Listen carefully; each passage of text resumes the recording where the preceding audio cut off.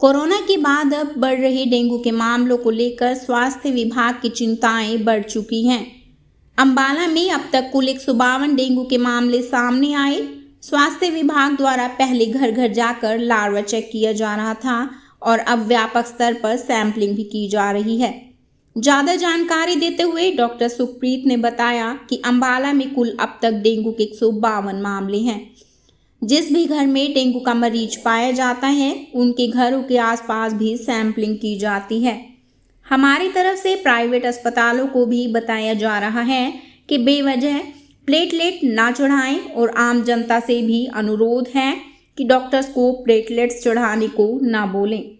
अभी डेंगू के मामलों को लेकर कोई हाई रिस्क एरिया नहीं है और यदि कोई आपातकालीन स्थिति पैदा होती है तो उसको लेकर स्वास्थ्य विभाग की पूरी तैयारियां हैं। अंबाला में आज की तारीख में 152 जो हैं अब तक डेंगू के मरीज़ आ चुके हैं, डेंगू पॉजिटिव के। तो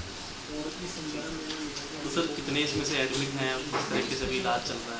देखिए, कुल हमारे पास हमारे 3 बड़े सरकारी अस्पतालों में यानी कि अंबाला सिटी का सिविल हॉस्पिटल, अंबाला कैंट का सिविल हॉस्पिटल और नारायणगढ़ का सिविल हॉस्पिटल, इनमें मिलाकर अब तक कुल 72 मरीज़ दाखिल हैं। लेकिन ये सब डेंगू के मरीज़ नहीं हैं, ये फीवर के साथ एडमिट हो रखे हैं। इनमें से कुछ की पुष्टि हुई है और कुछ का रिपोर्ट अभी आना बाकी है और कुछ जो है वो डेंगू नेगेटिव है। तो सर क्या टेस्ट भी किए जाएंगे कोविड की तर्ज पर, युद्ध स्तर पर आगे? देखिए, बिल्कुल हम हमारी टीमें जो हैं वो जिन इलाकों में हमारे पास डेंगू के मरीज़ निकल के आ रहे थे वहाँ पर हमारी टीमों ने एक्टिव एंड पैसिव सर्वेलेंस दोनों शुरू कर दी हैं। जो भी डेंगू का पॉजिटिव मरीज़ मिला है उसके घर के 50 घर इधर 50 घर उधर, जो भी लक्षणों वाला मरीज़ मिला उस सबके सैंपल किए गए हैं और जो निकटतम उसके रिलेटिव हैं उन सबके सैंपल हम ले चुके हैं।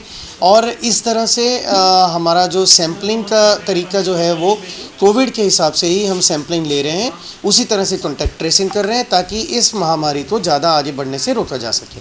सर प्राइवेट हॉस्पिटल में भी काफ़ी मारामारी देख रही है, प्लेटलेट्स ब्लड, तो क्या कुछ गाइडलाइंस तय की गई है?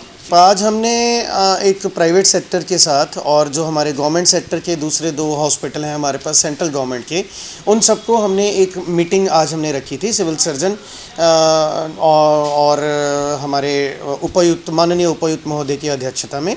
तो उसमें हमने सबको ब्रीफली जो लेटेस्ट गाइडलाइंस हैं उनके बारे में बताया, जो सीटीसी अटलांटा की गाइडलाइंस हैं, जिसमें कि ये स्पष्ट लिखा गया है कि प्लेटलेट जो है वो डेंगू का इलाज नहीं है। आप ये लोगों को समझना ज़रूरी है, मेरे कोलीग्स को समझना ज़रूरी है कि प्लेटलेट चढ़ाने से आप डेंगू का इलाज नहीं कर रहे। अलबत्ता प्लेटलेट्स चढ़ा के हम मरीजों का नुकसान ज़्यादा करते हैं, क्योंकि हमारी जो डेंगू की फेजेस हैं वो इसमें समझनी बहुत ज़रूरी है। जनसाधारण को मैं सिर्फ ये बताना चाहूँगा कि आपका जब भी डेंगू या कोई भी बुखार आपको हो रहा है या आप डेंगू से डायग्नोज हो रहे हैं तो बिल्कुल भी घबराना नहीं है। प्लेटलेट्स चाहे आपके 5000 तक रह जाएं, जब तक कहीं से खून नहीं आ रहा, यानी कि दांतों से, नाक से, चमड़ी पर कहीं लाल लाल निशान ना आ गए हों, जिन महिलाओं को मेंसेस चल रहे हैं उनकी मेंसेस बंद ना हो रही हो, या ब्लैक लेट्रिन आ रही हो या लेट्रिन में खून ना आ रहा हो, तब तक घबराने की ज़रूरत नहीं है और तब तक प्लेटलेट्स लगाने की भी ज़रूरत नहीं है, चाहे प्लेटलेट्स की रीडिंग कुछ भी हो। क्योंकि आपने ये देखा होगा कि मोस्टली जहाँ प्लेटलेट्स की थोड़ी सी भी 1 लाख से नीचे आते हैं तो हमारे पास मोस्टली मरीज यही कह के आते हैं कि प्लेटें डाउन हो रही हैं जी, हमें आप प्लेटलेट्स चढ़ा दो, हमें आप सेल चढ़ा दो, जो कि सरासर गलत है। ये इससे हम और ऊपर से फ्लूइड दे के हम मरीज का जो दिल है जो पहले ही एक्स्ट्रा फ्लूइड से जूझ रहा है, हम उसको और ज़्यादा अंडर बर्डन कर देते हैं, ओवर बर्डन हो जाता है वो। तो इस जी देखिए, हम इमरजेंसी के लिए पूरी तरह तैयार हैं।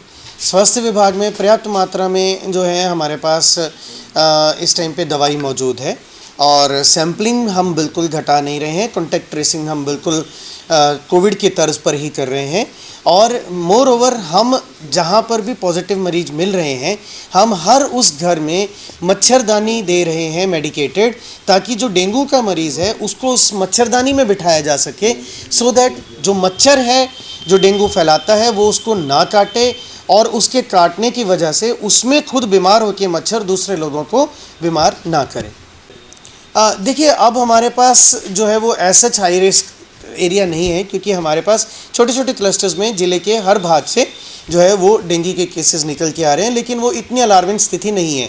हाँ, नारायणगढ़ में शुरू में ज़रूर हमारे एक ही क्लस्टर था वहाँ पर, लेकिन मैं बधाई देना चाहूँगा सिविल सर्जन साहब की अध्यक्षता में जो एसएमओ नारायणगढ़ हैं उनकी टीम को, कि उन्होंने बहुत ही अच्छी तरह से वहाँ पर एक्टिविटी करके जो इन्फेक्शन को महामारी बनने से रोक लिया।